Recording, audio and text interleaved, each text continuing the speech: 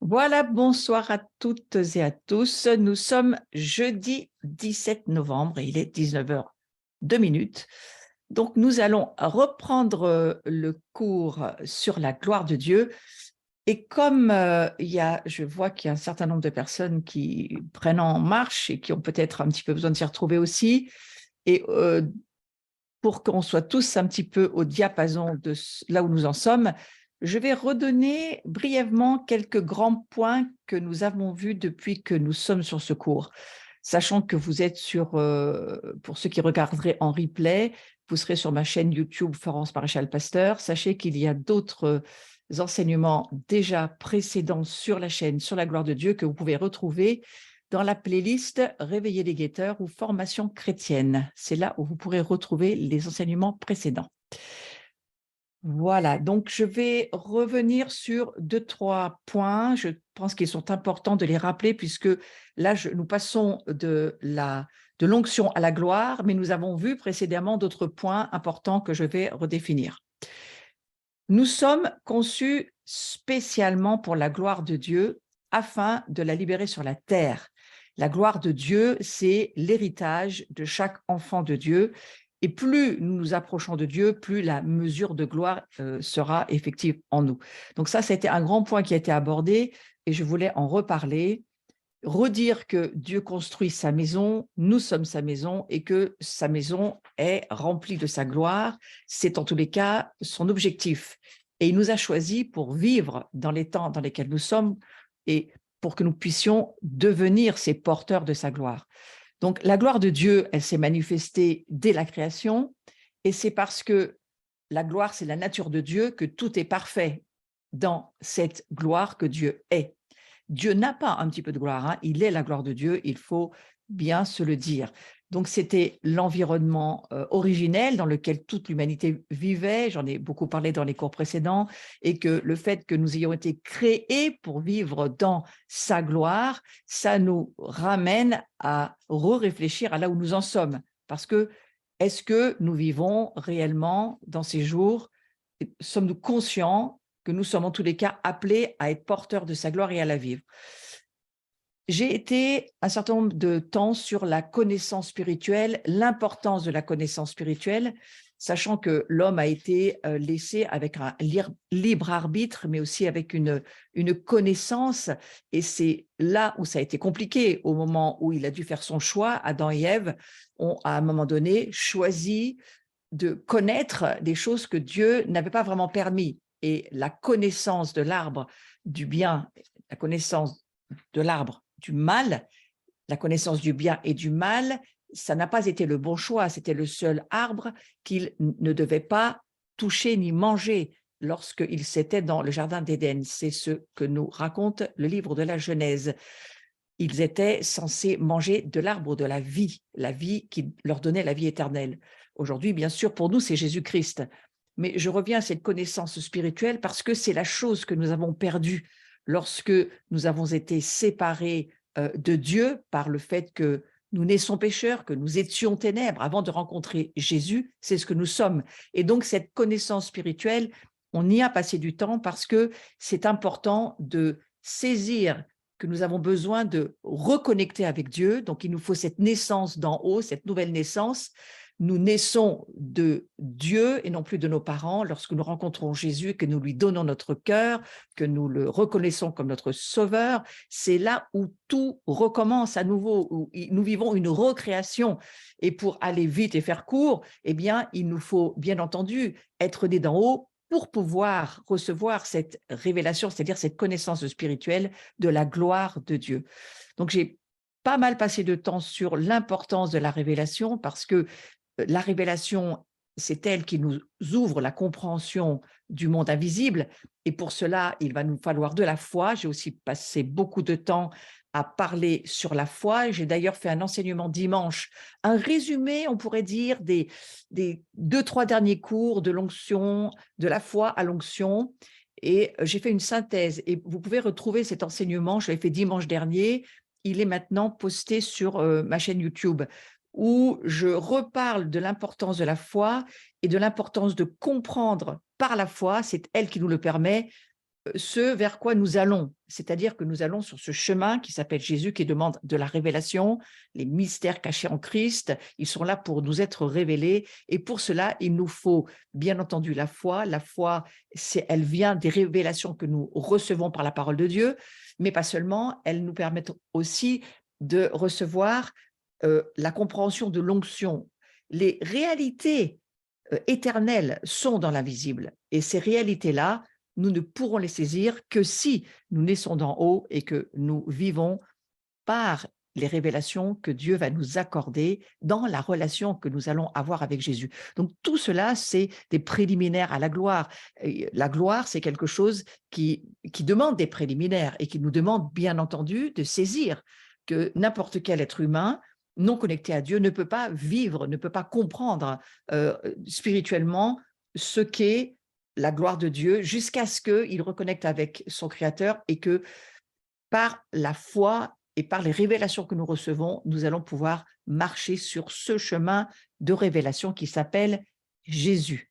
Donc, bien entendu, nous ne vivons rien, nous ne pouvons rien comprendre jusqu'à ce que nous soyons remplis du Saint-Esprit. C'est le Saint-Esprit et lui seul qui peut nous faire voir, comprendre, connaître les réalités spirituelles de la parole de Dieu.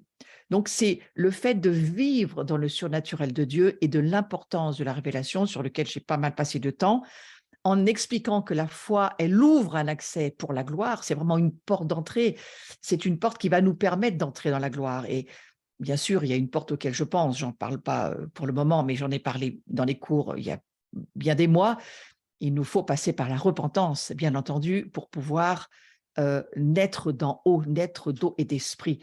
Et sans repentance, il n'y a rien qui puisse se passer dans notre vie. Sachant que la repentance, c'est le fait de métanoïa, c'est-à-dire de changer notre façon de penser humaine pour pouvoir recevoir les pensées de Dieu, c'est-à-dire les révélations spirituelles dont nous avons besoin. La voix de Dieu donne de la foi, j'en ai aussi beaucoup parlé dans les cours précédents, et donc il faut passer de l'action à l'action, hein, par la foi. Il faut maintenant rentrer dans l'action de ce que signifie vivre et marcher par l'esprit. Donc, j'ai aussi beaucoup parlé de l'importance de la foi pour voir autrement, pour pouvoir rentrer dans les signes, les prodiges, les miracles. C'est la foi qui va nous le permettre, et c'est aussi la foi qui nous aide à pouvoir transmettre ce que nous recevons de Dieu. Et c'est là où nous arrivons et nous passons à l'onction, qui a été l'objet des derniers enseignements, ces dernières semaines. Et je nous ai donné le conseil dans ces jours, puisque en Israël, nous récoltons les olives, c'est le moment où on presse l'huile, les olives pour faire de l'huile, c'est le moment de l'huile en ce moment en Israël. Je crois que c'est un signe des temps pour nous dire, nous aussi, il faut faire nos réserves d'huile et c'est extrêmement important de le comprendre. Donc, nous sommes passés de la foi à l'onction et là, sur ce cours, nous allons reprendre sur la gloire parce que c'est le sujet sur lequel j'aimerais vraiment aller maintenant. La gloire, elle est différente. La gloire, c'est la présence de Dieu manifestée, ce qu'on appelle la Shekinah de Dieu. Et la gloire, elle fait une chose importante, elle rend témoignage des cieux et des puissances du siècle à venir. Ça, nous le lisons dans le livre de Hébreux au chapitre 6, au verset 5. Elle manifeste cette présence de Dieu, cette gloire de Dieu, elle opère cette gloire selon la souveraineté de Dieu. Il fait ce qu'il veut, quand il veut, comme il veut, parce qu'il est Dieu, et sans dépendre réellement de notre foi, de nos dons ou de notre onction. Non, la gloire, elle, c'est différent. La gloire, c'est Dieu, et Dieu fait ce qu'il veut. Et sur ce visuel de la gloire est différente, vous allez pouvoir le voir, eh bien, Dieu accomplit ses œuvres sans avoir besoin de la participation des hommes. Voilà, je trouve important de pouvoir lire d'une seule vision, c'est la présence de Dieu manifestée, je viens d'en parler, et la gloire, elle rend témoignage des cieux et des puissances des siècles à venir, c'est important, et la gloire aussi, elle surpasse tous les dons, toute l'onction qu'on pourrait avoir, toute la foi qui serait la nôtre et toutes les fonctions même du ministère, c'est bien au-delà. La gloire est bien au-delà de cela. Dieu accomplit ses œuvres sans avoir besoin de la participation des hommes. Il est omniscient, omnipotent, tout-puissant pour toutes choses. Dieu, il est Dieu, il fait ce qu'il veut. Mais vous voyez, dans sa pensée, et Jésus viendra nous en parler, c'est pour ça qu'on va encore rester sur l'onction avant de basculer complètement sur ce qu'est la gloire de Dieu. Eh bien, Jésus dira, je suis oint, j'ai été oint, Luc 4, 18, j'ai été oint par mon Père pour faire les œuvres auxquelles je suis appelé. Et dans son incarnation, Jésus vivait de l'onction qui était la sienne, remplie du Saint-Esprit. Et il a été oint, et donc nous aussi, nous sommes oints. Donc cette onction, elle est pour nous, elle est pour que nous puissions la libérer. On pourrait dire cette huile qui nous habite, cette puissance de Dieu qui est en nous. Vous recevrez une puissance, le Saint-Esprit, c'était beaucoup l'objet du cours de la semaine dernière. Eh bien, c'est cette onction-là qui vit en nous, sur nous, et elle est là pour libérer le royaume et l'évangile du royaume. C'est une chose. Mais là, nous parlons de la gloire, c'est-à-dire de ce que Dieu accomplit sans avoir besoin de la participation des hommes. Le dernier mouvement de Dieu sur la terre, il va certainement venir directement de Dieu. À un moment donné, Dieu va venir se manifester. Et là, c'est sa gloire dont il sera question, sa gloire à lui. On peut néanmoins attirer sa présence grâce à l'adoration. Dieu siège au milieu des louanges de son peuple. Lorsque nous adorons Dieu, il vient. Lorsque nous le louons, il vient et il trône, il s'assied au milieu de nous. C'est là où il guérit, c'est là où il libère, c'est là où il transforme la vie des gens sans utiliser forcément ma foi ou mon onction. Lorsque je suis dans une célébration, il ne va pas forcément avoir besoin de moi. Il peut aussi le faire directement par lui-même. Donc, il s'agit d'actions souveraines de la part de Dieu lorsqu'on parle de la gloire. Et quand la gloire de Dieu, elle est là, nous ne pensons plus à la personne qui pourrait nous transmettre un aspect de cette gloire. On le voit, on le sent, on apprend à y être sensible, mais en fait, lorsque c'est Dieu qui prend l'initiative et qu'il agit selon sa parole et qu'il le fait de manière souveraine, il a besoin de personne d'autre que de lui-même. Et là, alors à ce moment-là, il s'agit de la gloire de Dieu. La gloire ou la présence de Dieu, je le redis, surpasse tous les dons, toute l'onction, toute la foi, toutes les fonctions des ministères, bien que toute chose vienne de lui et qu'il les utilise, bien entendu, pour bâtir son Église.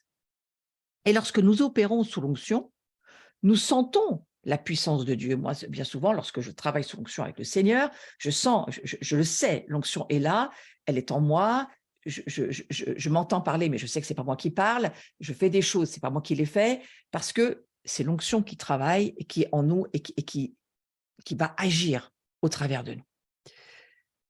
L'exemple de la femme à la perte de sang, par exemple, qui a touché le bas de la tunique de Jésus, nous le lisons dans Luc chapitre 8 au verset 45 et 46, Jésus va dire quelque chose de très étonnant, il va dire « Qui m'a touché ?» J'ai connu qu'une force, le mot dynamis ici, c'est pas c'est le mot puissance, hein, qu'une force, une puissance est sortie de moi. Vous voyez, ça c'est quelque chose même que Jésus lui-même a vécu. Il a senti quelque chose sortir de lui et cette femme a été guérie. On va presque dire à son insu, hein, c'est-à-dire que c'est l'onction en lui qui a guéri cette personne qui en avait besoin. Donc il s'agit ici de la puissance de Dieu qui œuvre à travers nous. Mais l'onction, je vous le redis, ce n'est pas la gloire de Dieu. Le ministère sous l'onction, lui, il est très fatigant. Et c'est quelque chose qui pèse dans l'humanité. Vous voyez, lorsque moi je fais par exemple 1 heure ou 2 heures de ministère, certaines personnes semblent dire, je ne fais que le répéter, mais je pourrais presque dire que j'y adhérais à cette théorie, hein, c'est 1 heure sous l'onction, ça équivaut pratiquement à 8 heures de travail, d'un travail normal dans la vie normale. C'est extrêmement fatigant, le poids de Dieu en nous est fatigant, vivre sous on va dire, cette forme de pression que met l'onction sur nous, c'est fatigant. La gloire, c'est tout à fait différent. Lorsque nous travaillons sous la gloire de Dieu, parce que je ne vois pas comment le dire autrement, lorsque la gloire de Dieu est là, et c'est comme si on courait derrière, et là, c'est plus du tout fatigant, c'est Dieu qui fait ses affaires, c'est juste à nous de comprendre ce qu'il est en train de faire, de participer avec lui, mais c'est vraiment lui qui tient des rênes et qui fait les choses et c'est plus du tout l'humanité.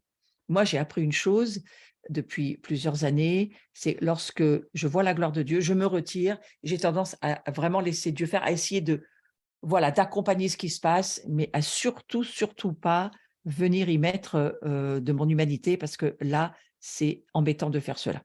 Donc, la gloire de Dieu, c'est une expérience qui nous fait entrer dans le repos. Et je l'ai vécu à plusieurs fois ces derniers mois. C'est pour ça que je peux en parler d'une façon assez claire. Euh, Lorsque la gloire de Dieu est là, c'est plus une affaire d'onction, c'est plus une affaire d'homme. C'est Dieu qui fait les choses. Et la seule chose que nous pouvons faire, eh bien, c'est d'adorer Dieu, de le remercier et puis de nous réjouir de voir ce qu'il est en train de faire. C'est pourquoi le fait d'adorer Dieu, ça maintient aussi beaucoup, beaucoup la présence de Dieu. En fait, c'est Dieu qui choisit d'œuvrer tout seul. On n'a rien à faire que d'être avec lui. Donc, c'est une chose, je trouve, qu'il est important de noter et à laquelle il nous faut réfléchir lorsqu'il se passe quelque chose, soit dans une célébration, soit dans une soirée où on fait une œuvre quelconque de la part de Dieu pour Dieu parce qu'il nous l'a demandé. C'est important de se demander, est-ce que c'est une personne ou plusieurs personnes qui ont l'onction, mais parfois c'est une personne qui a l'onction, parfois c'est le prédicateur qui a l'onction parce qu'il a prêché la parole, il y a vraiment une onction sur lui et ça va passer par cette personne-là. Et c'est important de le comprendre. Ou c'est quelque chose que Dieu va faire de lui-même, il ne passe pas par un être humain, c'est lui qui va venir et qui va le faire en direct. Et c'est très important de le comprendre aussi, parce qu'à ce moment-là, il ne faut pas aller vers qui que ce soit, il faut juste aller vers Dieu. Et je crois qu'on entre de plus en plus dans ces temps où Dieu veut nous apprendre à laisser son gouvernement des cieux, puisque c'est comme cela que j'appellerais les choses. Hein. L'onction, c'est un gouvernement, la gloire, c'est un gouvernement, la foi, c'est une forme de gouvernement aussi. Hein. Si elle agit, elle va faire la volonté de Dieu, donc elle va régner d'une certaine manière sur les choses. Et donc, ces manières de gouverner, c'est important de faire la différence. L'onction, elle a été donnée pour guérir les malades, mais dans la gloire, nous sommes recouverts d'une immunité surnaturelle. Hein. Dieu œuvre indépendamment de nous et nous ne ressentons, je le redis, aucune fatigue lorsque la gloire, elle est là. C'est là la grande différence. Hein. L'onction et la gloire, ce sont deux situations qu'il faut vraiment différencier. Et je trouve important que nous puissions apprendre à les différencier, à être attentifs, à se demander si nous sommes dans un temps dans la présence de Dieu. Est-ce que ça passe par l'onction d'une personne ou est-ce que c'est vraiment la gloire de Dieu qui est là, qui agit directement? Et de le différencier, ça va beaucoup nous aider pour ne pas faire d'impair et pour laisser Dieu faire comme il le souhaite. Nous devrions nous attendre à Dieu pour voir s'il souhaite manifester sa gloire, mais s'il ne le fait pas, alors on doit agir sous l'onction qu'il nous a donnée. Vous voyez, c'est à ce moment-là, je crois qu'il faut prendre sa décision. Lorsque la gloire, c'est pas la gloire qui fait les choses, eh bien ça voudra peut-être dire, eh bien c'est à nous, avec l'onction qui est la nôtre, de le faire et d'y aller. Il y a certaines choses que Dieu nous a déjà dites, ouais, et une onction qui nous a déjà donnée. Nous devons avancer si Dieu ne prend pas l'initiative. Si nous sommes on va dire, en charge d'une rencontre, ou si nous sommes en responsabilité d'une rencontre et que à un moment donné, on a un certain nombre de choses qu'on porte, qu'on sait, que Dieu nous a demandé de partager. Si il semble qu'il ne se passe rien, eh bien, je crois qu'il faut y aller avec la foi et l'onction, et c'est à partir de là où, eh bien, le Seigneur, il vient et il utilisera une diverse manière de fonctionner. Il parle de diverses manières, il fonctionne de diverses manières, le Seigneur. On sait que nous évoluons dans une dimension de la gloire de Dieu quand nous n'utilisons ni notre foi, ni notre onction. Donc, c'est important de respecter la gloire. La gloire de Dieu, elle demande d'être respectée. Il est important de reconnaître quand la présence de Dieu se manifeste, mais il est important de savoir quoi faire lorsque on fait l'expérience de la gloire de Dieu. Alors, on va voir un exemple dans la parole de Dieu.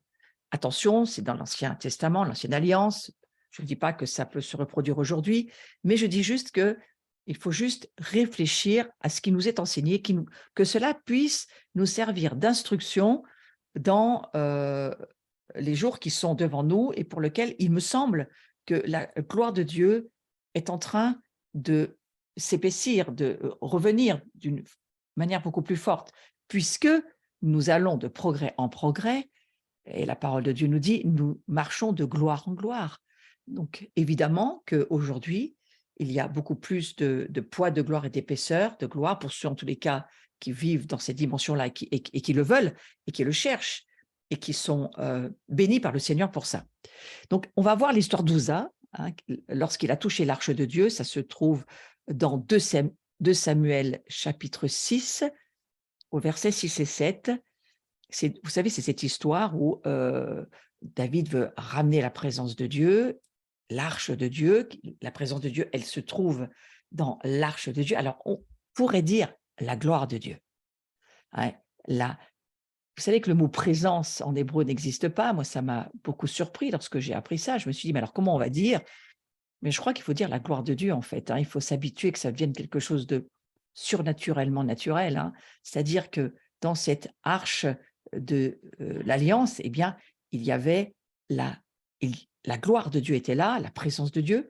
Et donc, David veut ramener cette présence à Jérusalem et toute cette histoire se passe avec le fait de comment porter cette arche de l'Alliance. Mais je trouve que c'est très parlant pour nous parce que aujourd'hui nous nous posons nous-mêmes la question, Seigneur, comment pouvons-nous porter le Dieu que tu es? Comment vivre Christ en moi, l'espérance de la gloire?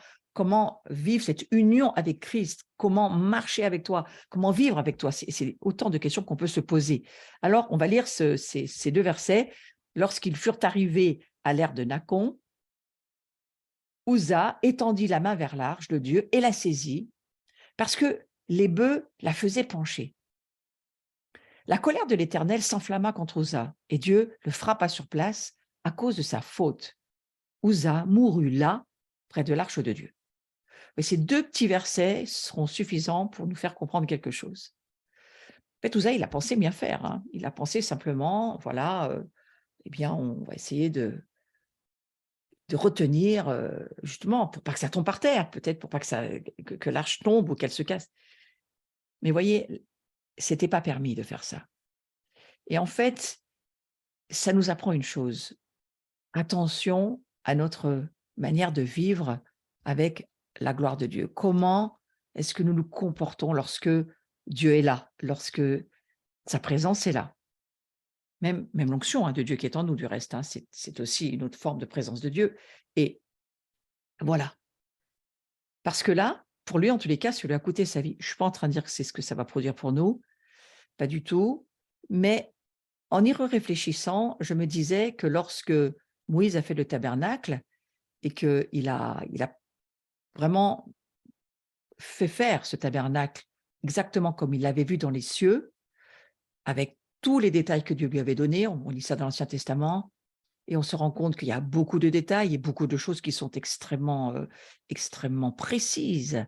Et Dieu voulait que les choses se passent exactement comme il l'avait programmé. Hein. Donc, il montre ce tabernacle à Moïse et il lui dit, Moïse, s'il te plaît, reproduis exactement cela sur la terre. C'est donc ce que va faire Moïse. Il va trouver des personnes que Dieu d'ailleurs va oindre d'une façon très particulière pour qu'ils puissent faire ce tabernacle et le permettre qu'il soit vu sur la terre, ce tabernacle. Mais vous voyez, quand on pense au tabernacle, le parvis, le lieu saint, le lieu très saint, lorsqu'on regarde la complexité et même l'interdiction que le peuple avait, il ne pouvait pas rentrer ni dans le lieu saint, ni dans le lieu très saint. C'était réservé aux Lévites, aux prêtres, c'était réservé à la sacrificature.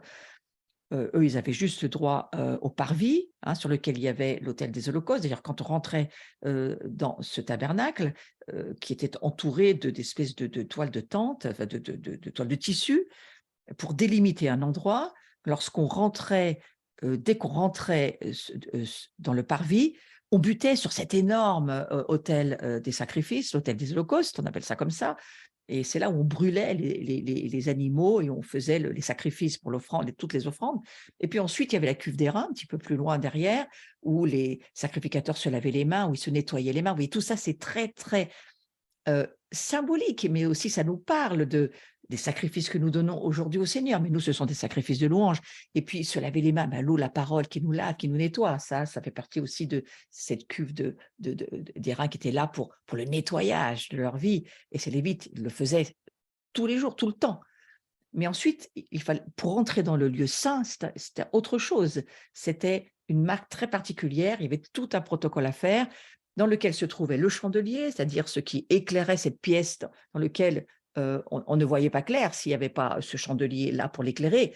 On était éclairé simplement par l'huile du chandelier. Vous voyez l'importance de l'huile, l'importance du Saint-Esprit, l'importance de voir par l'Esprit dans notre vie. Nous ne pouvons voir le royaume de Dieu, les mystères de Dieu, qui est Dieu, qui sommes-nous, que par la grâce et la puissance du Saint-Esprit. C'est toute l'histoire de la révélation. Et puis cette table des pains de proposition, juste en face, qui représente nos vies, hein, mais qui représente aussi le pain de vie, Jésus, la parole qu'il faut manger tous les jours. Ce pain, en plus, on dit que jamais il ne rancissait, il restait frais toute la semaine. Enfin, il vivait dans les miracles, hein, à cette époque-là, il faut quand même se dire ça. Et puis cet autel des parfums, juste devant le voile, le troisième voile qui séparait le lieu saint du lieu très saint. Et dans ce lieu très saint, personne ne pouvait rentrer, sauf le grand sacrificateur, le jour de Yom Kippour, et encore, il y avait vraiment beaucoup, beaucoup de complications pour pouvoir y rentrer. Il y avait vraiment tout un protocole à faire. Il n'était jamais vraiment sûr de ressortir. Tout le monde sait ça, quand on est un petit peu érudit dans ces domaines. Il y avait une corde attachée à sa cheville, on le tirait parce qu'on voulait surtout pas rentrer dans ce lieu-là. Sinon, on risquait de mourir. Qu'est-ce que ça veut dire tout ça? Pourquoi je raconte tout ça? Mais parce que la gloire de Dieu, comme ça sert d'instruction, tout ce qui est écrit dans le premier livre, le premier testament, j'aime mieux dire ça comme ça, mais c'est quand même l'Ancien Testament dont il est question. Mais ce testament, c'est un livre d'instruction, c'est un livre, c'est une parole de vérité. Et ça veut nous dire que Dieu est Dieu et qu'il est saint, pas nous. Sa gloire, on ne peut pas y aller comme ça, on ne peut pas la toucher comme ça, il ne peut pas la faire venir n'importe où. Et dans ce tabernacle-là, on ne pouvait pas y rentrer qu'en passant de voile en voile, en étant lévite et en ayant fait tous les protocoles, et ce n'était pas donné à tout le monde. Lorsqu'il va y avoir le temple avec Salomon, ça va être le même cas de figure, et lorsque, à un moment donné, comme pour Moïse, ça se passera avec Salomon, Dieu viendra à un moment donné, parce que le tabernacle comme le temple, tous les deux seront consacrés. Je crois que c'est dans Exode 40 pour Moïse, et il me semble que c'est 2 Chroniques 6 quelque chose pour l'histoire de Salomon, à vérifier, mais c'est dans la parole de Dieu. Ces 2 histoires, c'est pas dans mes notes, mais c'est quelque chose auquel je pense en ce moment, parce que je le vois, ce que je vous dis, c'est que en fait, ni le tabernacle, ni le temple n'ont pu voir ensemble l'homme, on va dire l'homme, même les prêtres, les sacrificateurs, et la gloire de Dieu. Lorsque Dieu descendait dans sa gloire, aucun sacrificateur ne pouvait tenir debout, personne ne pouvait tenir ni dans le tabernacle, ni dans le temple. Mais c'est tragique quand on y pense, parce que ça voudrait donc dire que Dieu ne peut plus se manifester d'une façon surnaturelle, mais naturelle avec nous. Non, mais c'est ça que ça voulait dire. Ça voulait dire que la gloire de Dieu, on ne l'approche pas comme ça. Dieu est saint, nous ne le sommes pas.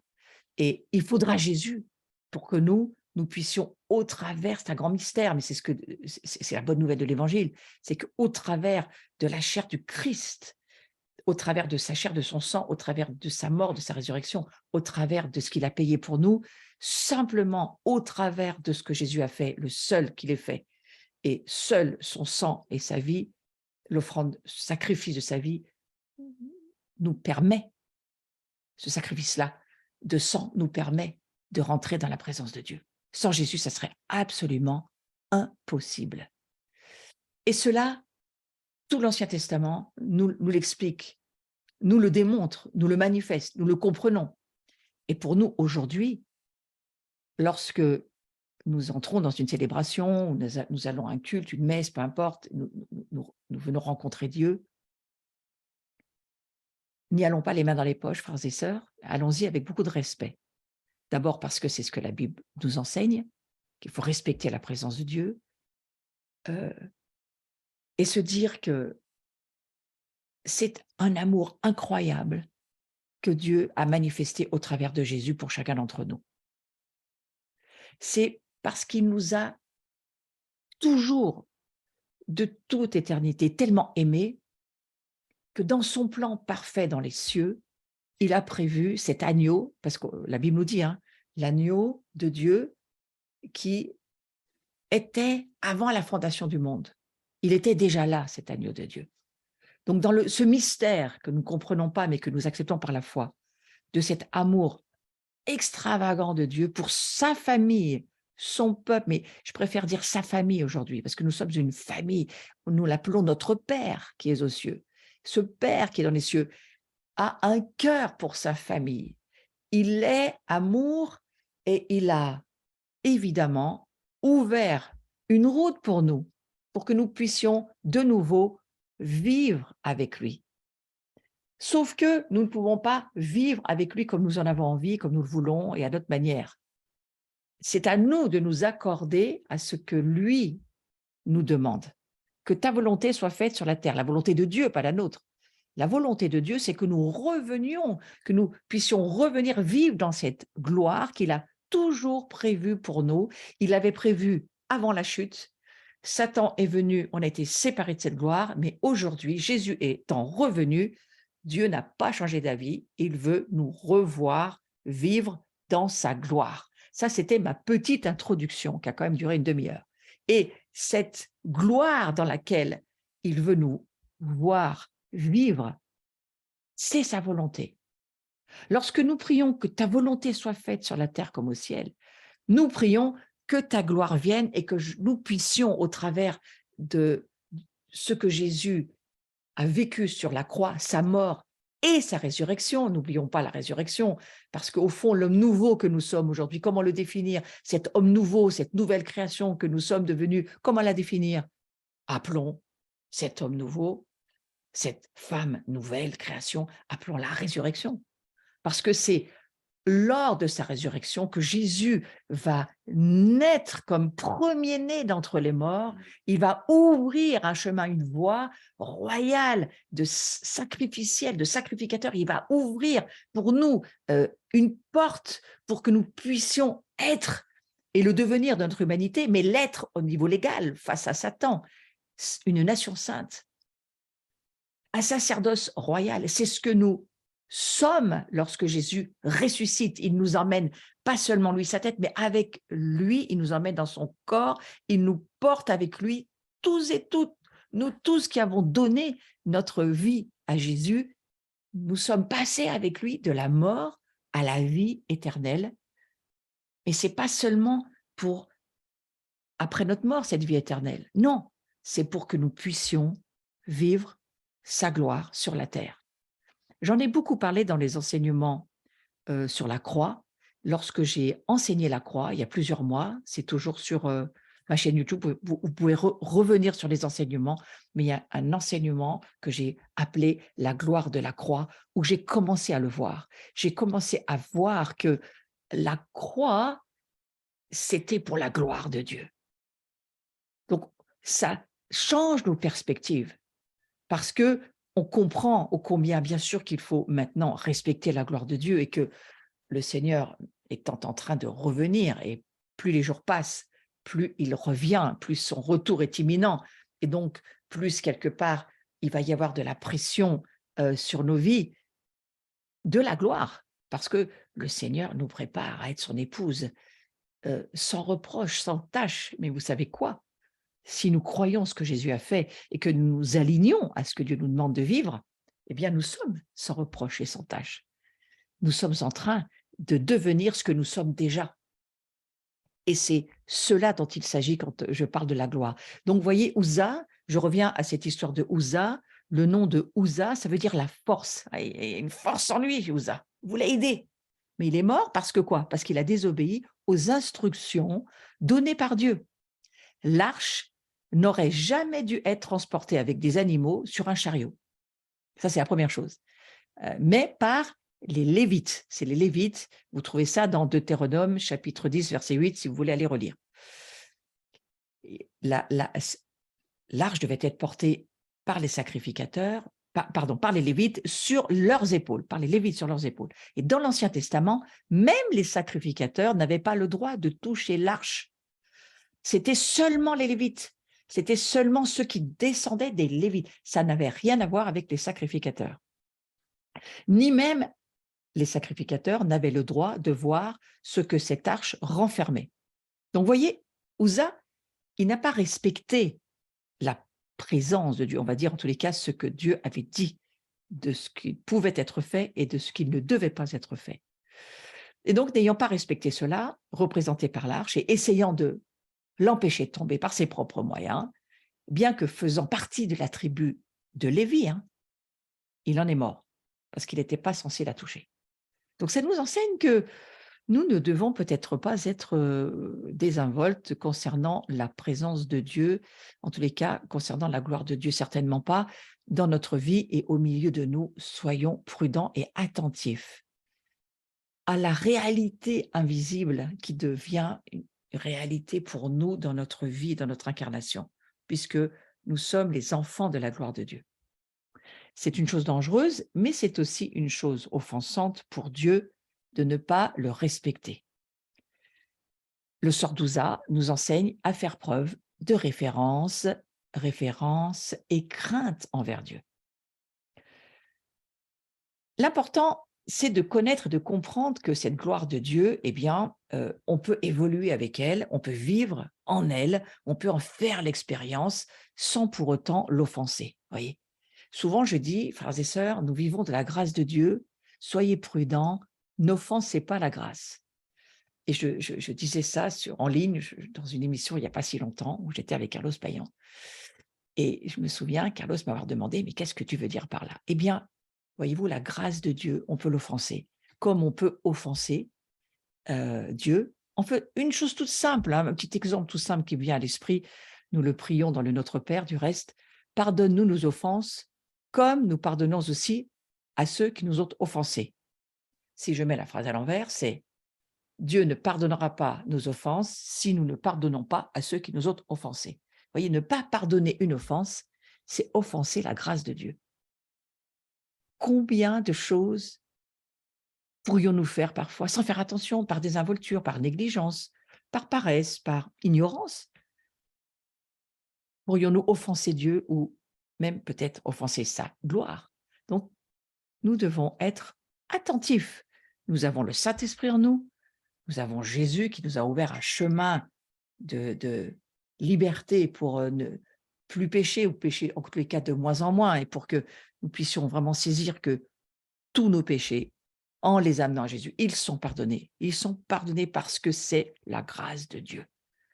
C'est simplement de le croire, de lui demander et d'aller aussi dans cette démarche de repentance, voyez. Mais ça, c'est vraiment le préliminaire à la gloire. Si nous ne faisons pas cela, eh bien, nous nous exposons, je crois, à être disciplinés et corrigés par Dieu, entre guillemets. C'est un petit peu violent ce que je vous dis, mais peut-être, voire mourir. Attention, on fait attention, on est prévenu. Vous savez, ce n'est pas moi qui le dis, quand la Bible nous dit que quand on prend la communion, l'Eucharistie, appelez ça comme vous voulez, le repas du Seigneur, on prend le repas du Seigneur qui est consacré à Dieu, on prend ce pain, on prend ce vin, on prend cette communion et on ne pardonne pas. Eh bien, les textes du Nouveau Testament sont très clairs. Ne prenez pas ce repas si vous ne pardonnez pas. Parce que c'est ainsi qu'il y a beaucoup de malades et même de morts dans l'Église. Et c'est écrit dans le Nouveau Testament. Donc, on peut pas prendre ce qui nous arrange puis laisser ce qu'on n'a pas envie d'écouter. Voyez. Donc, on va parler de la gloire de Dieu. Et la gloire de Dieu, ça nous demande du respect, ça nous demande de la méditation. Ça nous demande de projeter. Méditer, ça veut dire projeter nos pensées vers le haut et réfléchir et laisser les pensées de Dieu venir habiter chez nous pour que nous puissions être transformés et changés à sa gloire, justement. Donc, la connaissance révélée, elle nous amène à la dimension de la gloire. Mais, c'est un petit peu ce que j'ai mis sur ce visuel, notre faim et soif de Dieu, ça, c'est ce qui nous y maintient.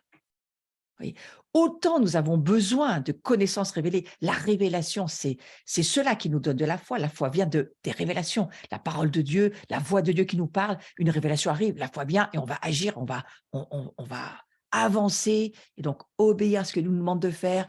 On va vivre et marcher par l'esprit. Ça, c'est la vie chrétienne normale, hein. Autant cette obéissance à la connaissance révélée nous fait vivre dans l'onction et nous amène vraiment dans la dimension de la gloire. Ça, on va dire, c'est la roue dans la roue, hein. Mais ce qui nous maintient dans la gloire, dans l'onction aussi, mais particulièrement dans la gloire, c'est notre faim et c'est notre soif de Dieu. Alors, maintenant, imaginez tout de suite ce que Satan va faire, parce qu'il est au courant, hein, le diable, de cela. Il va tout faire pour que vous ayez jamais faim. J'ai jamais soif de Dieu, que wow, vous n'avez plus le goût, vous êtes fatigué, vous n'avez plus envie de rencontrer les autres, vous n'avez plus envie d'aller partager la communion avec d'autres. Oui, c'est cette lassitude, ce dégoût, ce Covid, tout ce que ça a créé. C'était vraiment démoniaque, ceci dit, hein. Cette distanciation sociale, c'est devenu presque un leitmotiv aujourd'hui. Attention, parce que c'est exactement pour détruire, je crois, ce que Dieu est en train de dire dans sa parole. Je viens, je reviens, et je vais intensifier ma gloire. Mais attention, ma gloire, c'est pour tous ceux et celles qui ont soif de moi, qui se maintiennent dans la relation avec moi, qui me cherchent, qui veulent vivre de ma parole, qui désirent entrer dans les mystères que je vais leur révéler, de façon à ce que, eh bien, vous savez, on puisse aider tous ceux qui sont autour de nous. Parce que le but de tout ça, c'est pas de devenir des super spirituels. Non, non, le but, c'est la moisson, la mission, hein. C'est gagner des âmes, avoir des paroles de sagesse, de connaissance, avoir de l'onction plus que ça, amener même parfois, pourquoi pas, Dieu à descendre directement, du miracle, prodige et signe, pour que le monde autour de nous trouve le Créateur, le Seigneur, le Sauveur et soit sauvé. Et que Dieu retrouve sa famille, parce que c'est lui qui nous presse pour ça. Il est intéressé par ceux qui ont les mêmes pôles d'intérêt que lui, ceux qui sont intéressés parce que lui, ce qui l'intéresse, retrouver sa famille et retrouver tous ceux qu'il chérit tellement, pour lesquels il a donné son fils pour ça. Oui. Donc, on va voir qu'il y a des étapes essentielles au passage de l'onction à la gloire. Je suis toujours plus ou moins sur ce sujet. Et il arrive un moment où nous avons besoin de plus que l'onction. Et comme Jésus, il est ce chemin par excellence, eh bien, nous devons rechercher une dimension plus élevée en Dieu. Et c'est vrai qu'il y a des étapes, hein, il faut le comprendre, c'est comme un escalier, vous ne pouvez pas passer du premier au deuxième sans monter les marches. Eh bien, l'onction, c'est la même chose, la grâce, c'est la même chose, l'onction, c'est la même chose, les révélations, c'est la même chose. Souvent, je dis, vous voulez avoir une révélation fraîche, une autre révélation que celle que vous avez eue. Quand est-ce que vous avez eu votre dernière révélation? C'est aussi une question que je vous pose, mais c'est, je vous le rappelle, la boîte à Kleenex. Vous devez sortir le premier Kleenex pour avoir le deuxième. Eh bien, pour les étapes de l'onction à la gloire, c'est la même chose. Il faut monter les marches. Il faut monter une marche pour être sur la suivante. Monter la suivante pour encore monter sur la suivante. Il n'y a pas de raccourci. Et nous allons de progrès en progrès, nous allons de gloire en gloire. Pour nous tous qui avons faim et soif de Dieu, qui nous maintenons, qui voulons nous maintenir dans la présence de Dieu le plus possible, dans l'adoration le plus possible, pour le servir et faire sa volonté le plus possible, ressembler à Jésus le plus possible, être le plus possible comme Christ. Ouais. Christ devant, Christ derrière, Christ au-dessus, Christ en dessous. C'est cette prière de Saint Patrick qui nous fait tellement de bien parce que lui aussi, ce moine, il savait combien il savait qu'il devait prier et demander au Seigneur, mais je veux une dimension plus profonde, plus large, plus haute de Christ, de toi, en moi, qui es-tu? Parce que je saurai d'autant plus qui je suis. Donc cette dimension de la gloire de Dieu, je vais résumer de cette manière-là, il faut comprendre la révélation des 3 dimensions surnaturelles. C'est pour ça que j'ai repris un petit peu au début de ce cours certaines choses. Il faut comprendre la révélation des 3 dimensions surnaturelles. Ouais. C'est-à-dire ces dimensions que je viens de revoir avec vous, où on va de la foi à l'onction, à la gloire. Il faut avoir quelque chose de bâti, de fondé concernant la grâce et la foi, c'est très important. tous ces cours, vous avez des petites enseignements de 20 minutes où vous les trouvez d'1 heure. Ce sont les mêmes coupés en 3 sur ma chaîne YouTube dans les playlists. Moi, je les ai mis là pour aider. C'est gratuit pour toute personne qui aujourd'hui veut pouvoir manger l'évangile. L'évangile est gratuit. Après, les enseignants, ils sont payés au double salaire. Mais ça, vous voulez que je vous dise, ça, c'est Dieu qui parle à ceux à qui il veut demander pour aider. Mais l'évangile, selon moi, il est gratuit. Et donc, selon la Bible, il est gratuit. Et donc, vous pouvez aller retrouver tous ces enseignements. Et ces enseignements, ils sont là pour nous aider à garder la foi, à comprendre ce que c'est que l'onction et à désirer cette gloire de Dieu qui, c'est vrai, coûte un prix.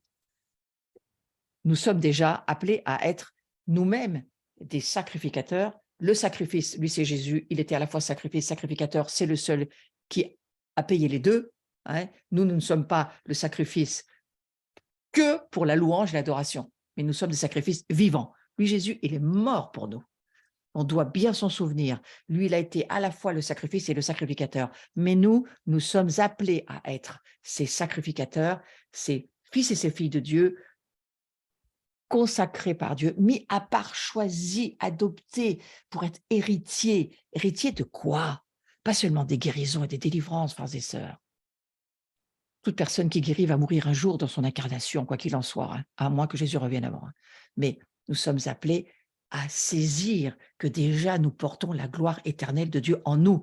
C'est simplement que c'est un poids qui va prendre de plus en plus de poids au fur et à mesure que nous allons grandir et avancer en maturité, puisque ce chemin de la perfection, la traduction littérale, c'est ce chemin de la maturité. Et ce que Dieu attend et souhaite, c'est une famille mûre. Si nous voulons pouvoir récolter une grande moisson, il nous faut des pères, il nous faut des mères, il nous faut des oncles, des tantes, il nous faut une famille. Il ne faut pas que des enfants. Il faut toute une famille. Et il nous faut une maturité que nous allons acquérir parce que nous allons, par la foi, comprendre. Souvenez-vous, nous comprenons les réalités invisibles par la foi. Tout ce que nous vivons vient des réalités invisibles. Ici, le visible est passager. Votre corps charnel aujourd'hui est passager, mais votre esprit, votre âme et votre corps spirituel sont déjà entrés dans l'éternité. Donc, nous devons nous en souvenir et méditer sur ces choses de façon à ce que notre foi puisse permettre à ces révélations de venir nous transformer. Nous transformer comment? Nous transformer de gloire en gloire. Donc, il faut comprendre la révélation des 3 dimensions surnaturelles. Ça, c'est le premier point. Le deuxième point, renouveler nos pensées avec la perspective divine, c'est ce à quoi servent ces cours. Ces cours servent à écouter ce que Dieu est en train de nous dire. Laisser la voix de Dieu, au travers de la prédication, de l'enseignement, vous parler. Et c'est la voix de Dieu, le Saint-Esprit, qui, lui, va vous permettre d'entendre et vous permettre d'être transformé et de vivre votre transformation au travers de la prédication de la parole de Dieu, de l'enseignement. Ce sont on va dire des missiles Scud à tête chercheuse hein, qui nous permettent de grandir et de voilà, de voir, même vivre l'expérience de la transformation de qui nous sommes déjà, fils et filles de la gloire de Dieu. Et puis, laissez Dieu être Dieu, c'est le troisième point, laissez Dieu être Dieu. Donc, comprendre la révélation des 3 dimensions surnaturelles, je vais reprendre ça, c'est comprendre la révélation, ça veut dire que la révélation des 3 dimensions, c'est essentiel. C'est vraiment essentiel. Donc, j'y reviens pour dire qu'il faut passer d'une dimension à une autre. C'est comme on prend un Kleenex, il faut sortir le premier Kleenex de la boîte pour avoir le deuxième. Ça, c'est l'affaire de la parole prophétique, de la parole de connaissance, de la parole de sagesse. C'est la foi qui agit et la foi, elle prend la révélation, elle la libère sur quelqu'un pour quelqu'un et automatiquement, vous allez voir, le deuxième Kleenex, il est sorti parce que si vous donnez quelque chose, Dieu vous redonne. Ça fait partie des principes du royaume de Dieu. Donnez et vous recevrez. Ça marche pour les finances, bien sûr. Ça marche pour les dons spirituels. Ça marche pour le royaume de Dieu, les principes du royaume. Il y a beaucoup de joie à donner. Beaucoup de joie à donner une parole de vie, une parole de foi, une parole de libération, une parole de guérison. Et en faisant cela, vous augmentez, on va dire, le poids de Dieu qui est en vous. Vous l'augmentez et vous permettez à Dieu de multiplier. Dieu ne peut multiplier que si nous donnons. Ça marche pour les finances, ça marche pour le monde spirituel. Si nous donnons, Dieu multiplie. Mais celui qui fait rien, Dieu n'a rien, il fait rien. Et la Bible dit, on va même retirer ce qu'il a puisqu'il n'en fait rien. Donc attention, le monde de l'onction, le monde de la gloire, le monde de Dieu, le monde du surnaturel, ça demande la foi. Et pour plaire à Dieu, il faut de la foi. Et la foi, c'est quoi? C'est la compréhension spirituelle qui nous amène à saisir ce que Dieu est en train de dire, saisir une nouvelle révélation, une compréhension spirituelle et la pratiquer directement. Voilà. Et la révélation de ces 3 dimensions, elle est, je le redis, essentielle pour monter ou aller dans une dimension à une autre. 1 heure dans sa présence, c'est-à-dire dans sa gloire. Parfois, ça peut paraître quelques minutes seulement, hein, dans notre réalité humaine. Combien de fois, moi, ça me l'a fait, je me disais, mais j'ai l'impression qu'on est là depuis 3 heures et en fait, non, on était là depuis qu'un quart d'heure, 20 minutes. Le temps change. On perd la notion des sens parce que la sensibilité spirituelle, elle prend le dessus. De même, ce qui nous a pris des années de vie dans l'onction, pour bâtir quelque chose, eh bien, ça peut être achevé parce que l'onction est là, parce que la gloire est là aussi. Eh bien, ça peut prendre peut-être quelques mois au lieu de quelques années. Voyez, ça, c'est ce qu'on appelle l'accélération. Il y a une accélération du mouvement de Dieu, il y a une accélération des roues dans les roues, il y a une accélération en ce moment, on le sent, on le voit, et participons-y, parce qu'en participant au mouvement de la volonté de Dieu, de la gloire de Dieu sur la terre, on participe, on fait tourner les roues dans les roues. Si on fait exactement ce que Dieu nous dit, vous savez, il y a une espèce de grand engrenage qui va commencer à fonctionner et le royaume de Dieu, il est en marche de cette manière-là. On est un peu tous comme dans un engrenage, vous voyez. Il faut savoir dans quel engrenage Dieu nous veut, dans quelle roue on doit se trouver, qui va se trouver dans laquelle autre roue, qui va tourner une autre roue. J'étais avec le week-end, pas ce week-end-là, mais celui d'avant, un week-end d'intercession, j'étais oratrice avec les cénacles. C'était avec on va dire toute une assemblée de femmes, et il y avait des hommes aussi, avec ce mouvement très intéressant d'intercesseurs. C'était à Notre-Dame-du-Moulin. Et ce week-end d'intercession-là, j'ai prêché le dimanche matin sur ce que j'ai compris, que je suis en train de vous expliquer. La gloire de Dieu, qu'on soit intercesseur, sacrificateur, adorateur, quel que soit notre appel dans la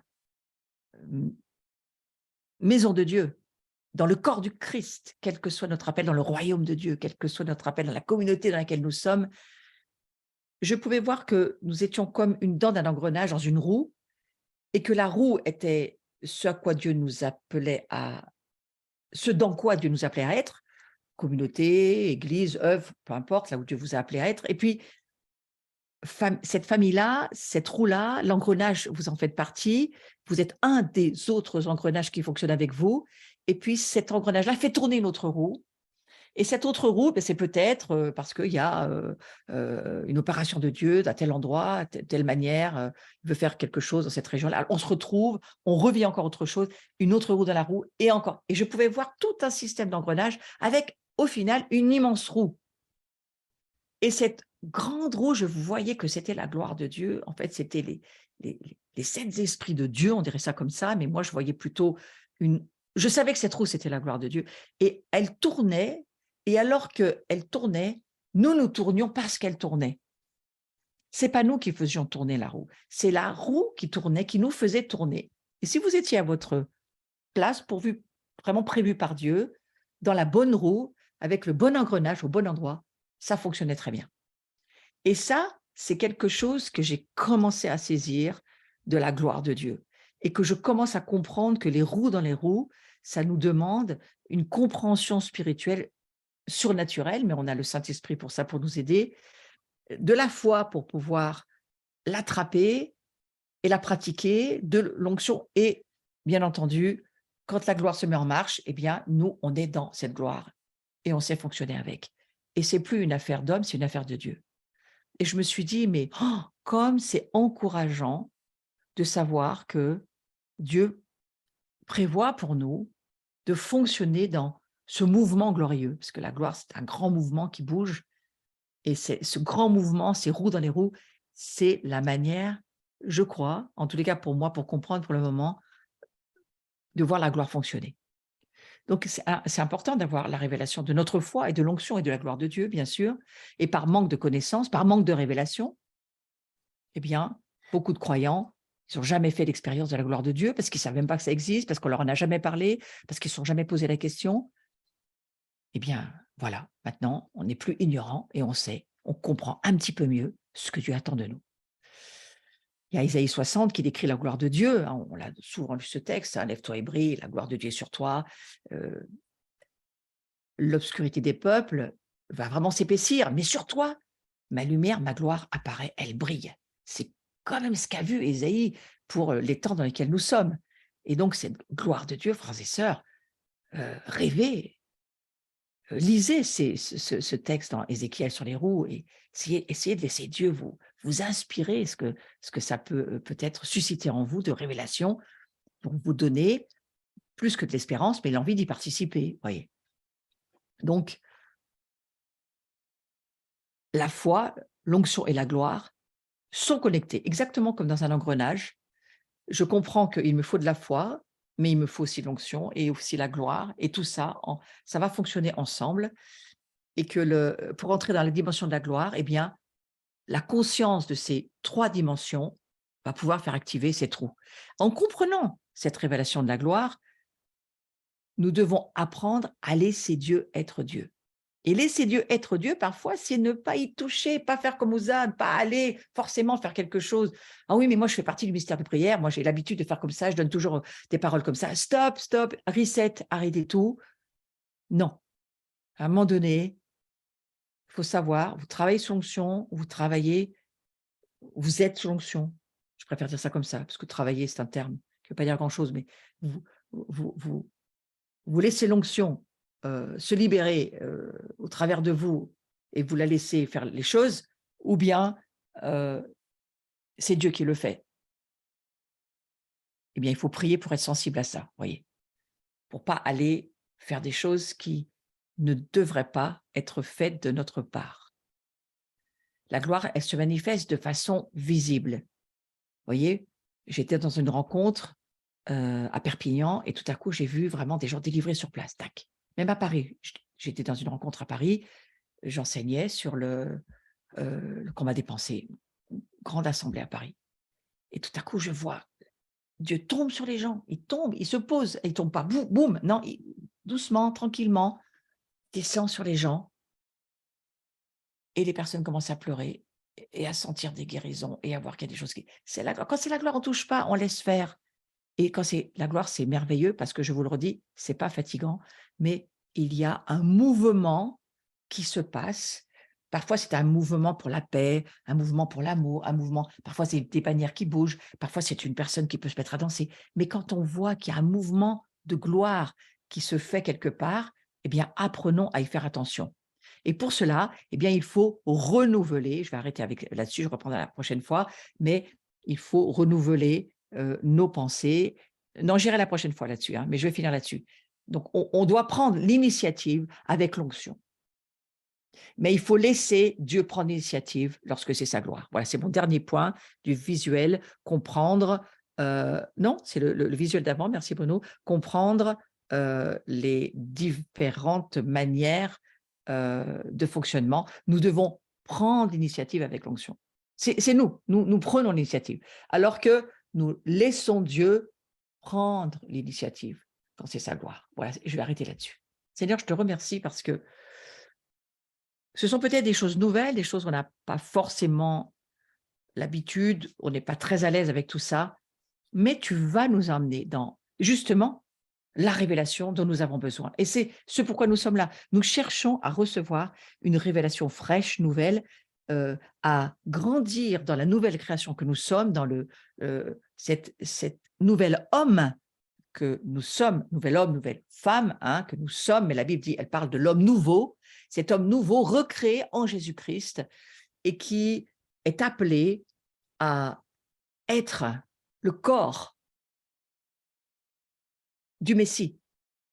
Et le Messie, il est roi, mais pas seulement, il est glorieux, il a un corps glorieux. Et je crois que nous aussi, nous sommes appelés à être, et nous le devenons de plus en plus, ses fils et ses filles de la gloire. Et je te prie que ce soir, Seigneur, nous puissions vraiment recevoir et que nous en ayons plus que le désir, mais une faim et une soif de toi, Seigneur. Que nous ayons faim et soif de toi. C'est peut-être la chose qu'il nous faut le plus. Et toi, si nous te le demandons, tu nous l'accordes. Nous sommes plus que deux à te demander quelque chose.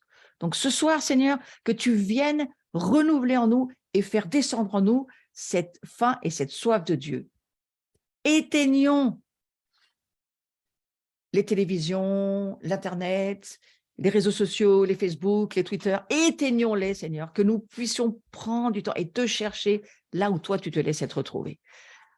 Ça ne veut pas dire qu'il ne faut pas aller sur les réseaux. Bien sûr que non, on a tous besoin d'aller sur les réseaux. Mais mets en nous un désir de les lâcher pour toi, parce que c'est ça, en fait, c'est ça qui te fait plaisir, le fait que nous ayons la foi et que nous ayons ce désir.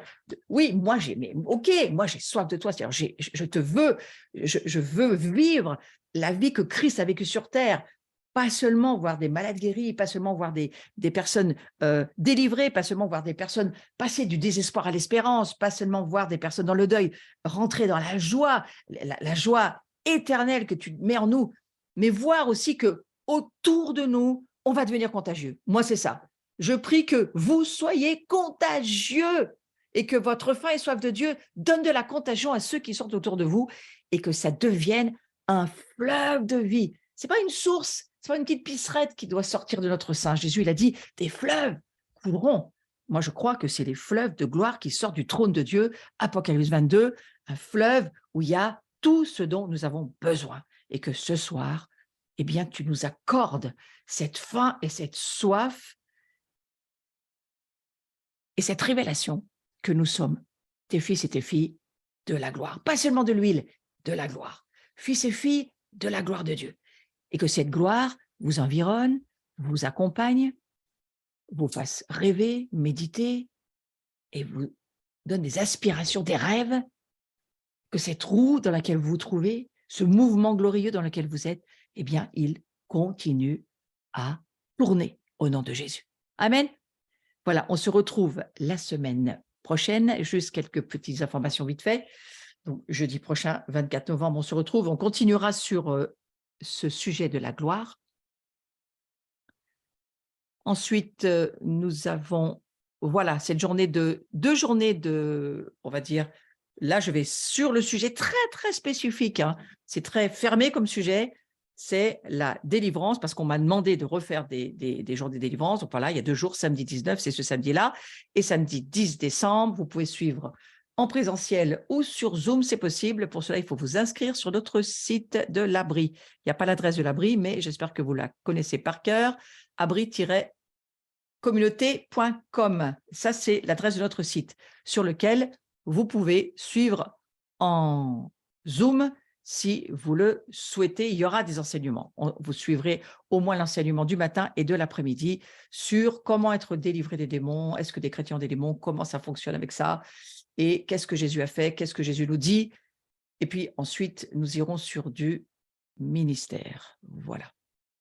Voilà, et puis ici, une petite affiche pour vous montrer ma chaîne YouTube sur laquelle vous pouvez trouver tous les enseignements, pas tout, mais certains enseignements qui vous seraient utiles en tous les cas. C'est beaucoup sur l'identité chrétienne et tout ce qui concerne comment grandir de notre identité. Moi, le but de ma chaîne, c'est ça, c'est d'amener les personnes à grandir pour passer du stade de l'enfance au stade de père et mère. Vous voyez, c'est ça, mon objectif, c'est ça.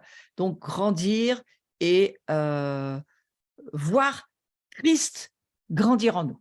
Et si Christ grandit en nous, eh bien, nous diminuerons dans notre partie humaine, mais nous deviendrons comme lui dans notre être spirituel. Et c'est bien de cela dont il s'agit. Voilà, je vous remercie beaucoup pour avoir été avec moi ce soir.